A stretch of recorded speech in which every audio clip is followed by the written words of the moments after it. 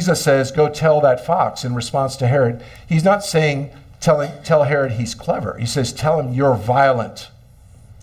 You're violent.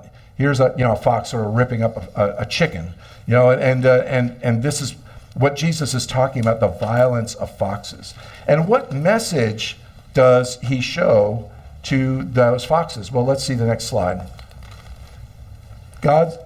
What Jesus' message, when we think about it, you can open up your bulletin and read along and look at what Jesus says to Herod. He says, go tell Herod that I'm going to do what I'm going to do, and there's nothing you can do about it. And what's underneath here, God is stronger than you, his purposes are older than you, and you are irrelevant. Jesus is saying, you know what, there's nothing you can do. They said, you need to run away from here because Herod wants to kill you. And Jesus says, no way, I'm not running away because I know what path I'm on. There's nothing Herod can do to me because I'm on a path that was set for me by God.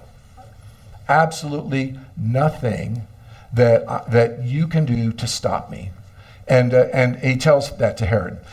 There's a really famous little clip from the series Mad Men, which I wasn't a gigantic fan of, by and large, but it had some great moments.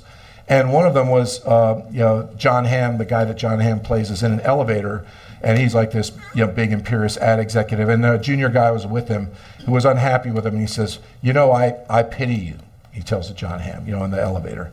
And John Hamm responds back to him, you know what, I don't think about you at all. A great put down, right? But this is exactly what Jesus is saying to Herod. You are irrelevant. I don't think about you at all. And I want you to stop and think about that as Christians. If you embrace what I preach here, what the Bible says, that is going to be your words to the leaders of this world. You are irrelevant if you want to stop God's will in my life or in anyone else's life.